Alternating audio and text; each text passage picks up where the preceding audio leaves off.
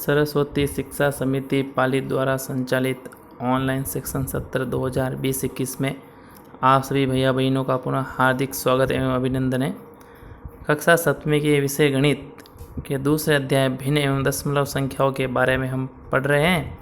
पहले के 2 भाग हम पढ़ चुके हैं, आज हम तीसरे भाग के बारे में अध्ययन करेंगे। इस पहले के 2 भाग में पहले भाग में हमने पढ़ा था तुल्य भिन्न के बारे में, दूसरे भाग में हमने भिन्नों वाली जोड़ बाकी के बारे में पढ़ा था। आज का हमारा जो प्रकरण है वो रहेगा भिन्नों को आरोही एवं अवरोही क्रम में लिखना। भिन्नों को आरोही एवं अवरोही क्रम में लिखना, उसके बारे में हम अध्ययन करेंगे। तो पहले हमारे पास यहाँ पर 2 शब्द आए हैं, एक तो आरोही और एक अवरोही। इन 2 शब्दों का हम मतलब समझेंगे, उसके बाद इस प्रकरण का विस्तार से अध्ययन करेंगे। तो आइए हम देखते हैं इन 2 शब्दों का अर्थ क्या होता है। पहले हम लेते हैं आरोही क्रम। तो आरोही क्रम का मतलब होता है आपके जैसे कुछ संख्या दे दी जाए और पूछा जाए कि इनको आरोही क्रम में लिखो। तो आरोही क्रम में लिखने का अर्थ होता है संख्याओं के मान को बढ़ते हुए क्रम में लिखना। अर्थात कुछ संख्या दे दी है तो सबसे छोटी संख्या को पहले लिखना है, उसके बाद उससे बड़ी, उसके बाद उससे बड़ी, उसके बाद उससे बड़ी संख्या को लिखना है। तो इस प्रकार लिखने को आरोही क्रम में व्यवस्थित करना कहलाता है। उदाहरण के लिए मैंने आपको यहाँ पे एक नीचे दे रखा है 3, 3 के बाद 6, 6 के बाद 8, 8 के बाद 9, 10 और 15। इस प्रकार यहाँ पे संख्या का जो क्रम है उत्तरोत्तर बढ़ता जा रहा है। तो अतः हम कह सकते हैं कि यह आरोही क्रम में लिखी हुई है। एक शब्द आता है अवरोही क्रम। अवरोही क्रम का मतलब होता है संख्याओं के मान को घटते हुए क्रम में लिखना। तो आरोही का विपरीत होता है अवरोही क्रम, अर्थात सबसे बड़ी संख्या सबसे पहले आती है, उसके बाद उससे छोटी, उसके बाद उससे छोटी और लास्ट में सबसे छोटी संख्या को लिखना अवरोही क्रम कहलाता है। उदाहरण के तौर पे नीचे यहाँ पे आपके पास संख्या लिखी हुई है 25, 25 के बाद 21, 19 और 15। तो यहाँ पर हम देखते हैं कि उत्तरोत्तर संख्याओं का जो मान है कम होता जा रहा है। तो इसका अतः हम कह सकते हैं यहाँ पे जो संख्याओं का क्रम है वह अवरोही क्रम है।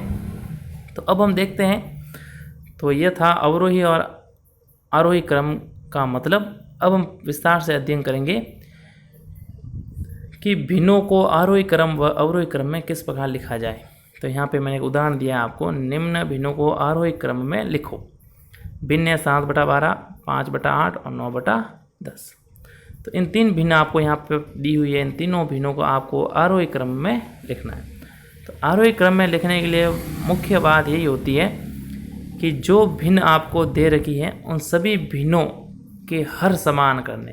ध्यान से सुनिए, आरोही और अवरोही क्रम में लिखने के लिए सभी जो भिन्न दे रखी है उन सभी भिन्नों के हर को समान करने के बाद ही हम पता लगा सकते हैं कि इनको आरोही क्रम में लिखने हैं तो कौन सी संख्या बड़ी और कौन सी छोटी। तो यहाँ पे हमारे पास 3 भिन्न है, 7/12, 5/8 और 9/10।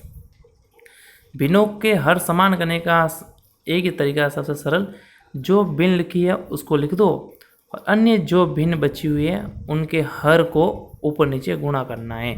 ध्यान से सुनिए, जो भिन्न है उसको लिख लो और अन्य जो भिन्न बच जाती है उनके हर से इस भिन्न को ऊपर व नीचे अंश व हर में गुणा करना है। जैसे 7/12 भिन्न थी, अन्य भिन्न बची है, इसका हर है 8 और यहाँ पे 10।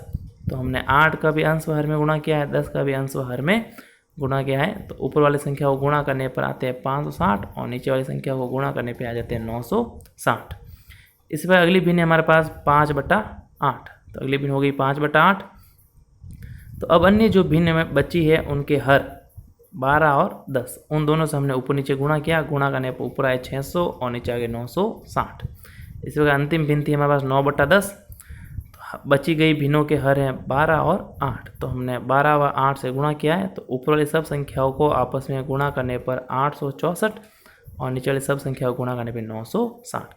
तो यहाँ पर हम देखते हैं कि तीनों भिन्नों का हमने रूपांतरण करने पर तीनों के हर जो है हमें समान प्राप्त हो चुके हैं। अतः हम अब इन संख्याओं के बड़ा व छोटे होने का पता लगा सकते हैं। उनका पता लगाने के लिए अब आपको केवल हर को छोड़ते हुए अंश में ध्यान देना है। जिसका अंश सबसे छोटा है वह संख्या सबसे छोटी है, जिसका अंश सबसे बड़ा है वह संख्या सबसे बड़ी है। तो तीनों में 3 संख्याएं थी, तीनों भिन्नों को हमने भिन्नों के हर को बराबर किया है। तो यहाँ पर देखते हैं इस भिन्न का अंश है 560, इसका है 600, इसका है 864। तो सबसे छोटी जो है अंश इसका है, उसके बाद उसके बड़ा अंश 600 और उसके बड़ा अंश है 864। अतः हम कह सकते हैं सबसे छोटी भिन्न है 7/12, उसके बाद 5/8 और उसके बाद 9/10। उत्तर बढ़ता हुआ क्रम है। तो अब आपको इनको आरोही क्रम में लिखना है, यानी सबसे छोटी भिन्न पहले आएगी, उसके बाद उससे बड़ी और उसके बाद उससे बड़ी। तो यह आरोही क्रम कहलाया। अब आपको इनको अवरोही क्रम में लिखना है। तो अवरोही क्रम में लिखने के लिए सबसे बड़ी भिन्न को पहले लिखना है, उसके बाद उससे छोटी, उसके बाद उससे छोटी। एक और उदाहरण लेते हैं, उस उदाहरण के तौर पे इसको हम और समझेंगे। यहाँ पे उदाहरण दिया हमने भिन्न 3/5, 9/10, 7/4, 3/7 को आरोही व अवरोही क्रम में लिखो।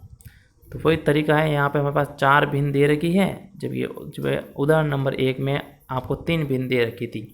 पहली भिन्न, तो इसमें भी आपको ये करना है, सभी भिन्नों के हर समान करने पर, सभी भिन्नों के हर को जो है समान बनाना है। समान बनाने का वही तरीका, जो भिन्न है उन सबको लिख लो और अन्य जो भिन्न बच जाती है उनके हर से ऊपर नीचे गुणा करना है। जैसे 3/5 लिख ली मैंने, तो अन्य भिन्नों का हर बच गया 10, 4 और 7। तो 10 से ऊपर नीचे गुणा, 4 से भी ऊपर नीचे गुणा, 7 से भी ऊपर नीचे गुणा करने। इसी प्रकार 9/10 भिन्न हो गई, तो अन्य जो भिन्न बची है उसका हर है 5, 4 और 7। तो 5 से ऊपर नीचे गुणा, 4 से ऊपर नीचे गुणा, 7 से भी ऊपर नीचे, तो गुणा करने पर इस प्रकार आपको ये करने हैं सभी भिन्नों समान। तो वापस वही तरीका है अब कि सबसे छोटी जो अंश है इसमें, तो सबसे छोटा जो अंश है इन चारों में से है 600। तो वह किस भिन्न का है? 3/7। अतः हम कह सकते हैं 3/7 जो है सबसे छोटी भिन्न है। उसके बाद 600 से बड़ा जो अंश है वो है 840। तो हम कह सकते हैं कि अगली भिन्न जो होगी वो है 3/5। इसी प्रकार 840 के बाद आता है 1260।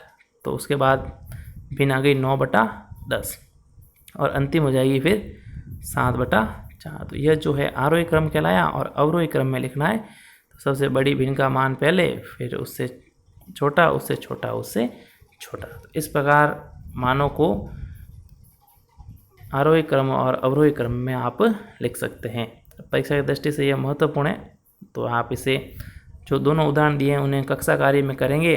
और गृह कार्य के लिए आप अपनी पाठ्य पुस्तक की प्रश्नावली 2.1 का दूसरा प्रश्न यहाँ पे दे रखा है, निम्नलिखित को अवरोही क्रम में रखिए। 3 भिन्न इसमें दे रखी है, 3 भिन्न, तो आपको इसी विधि से करेंगे। एक और गृह कार्य में आपको प्रश्न करना है, तीसरा प्रश्न। एक जादुई वर्ग में प्रत्येक पंक्ति, प्रत्येक स्तंभ एवं प्रत्येक विकर्ण की संख्याओं का योग समान होता है, क्या यह एक जादुई वर्ग है? यहाँ पर आपको एक वर्ग देखा है, वर्ग के अंदर 1, 2, 3, 4, 5, 6, 7, 8 और 9 भिन्न दे रखी हैं। उन भिन्नों का आपको पंक्ति के अनुदिश योग करना है, स्तंभ के अनुदिश भी योग करना है और विकर्ण का भी अनुदिश योग करना है। सबका योग समान आना चाहिए। तो आपको भिन्नों वाला योग आपको पहले सिखाया गया है, उस विधि का प्रयोग करते हुए आप अपनी कॉपी में यह काम करेंगे। तो ये वो वापस समझा देते हैं। जैसे कि पहले पंक्ति की बात करते हैं, तो इन तीनों का योग करने पे आते हैं 15/11। तो अगली बार आपको इन तीनों का योग करना है, अगली बार इन तीनों का भी योग करना है। फिर वापस पंक्ति पूरी होने के बाद अब आप स्तंभ के अनुसार इनका योग करना शुरू करेंगे। तो इन तीनों का योग करेंगे आप, फिर इन तीनों का योग, फिर इन तीनों का योग, भिन्नों वाला योग लसप लेके कर सकते हैं। उसके बाद इनका विकर्ण, तो इन तीनों का योग करना है आपको लिखते हुए, और वापस इन तीनों का भी आपको योग करना है लिखते हुए। तो धन्यवाद। अगले भाग में हम इसके अगले अध्याय के बारे में विस्तार पूर्वक अध्ययन करेंगे।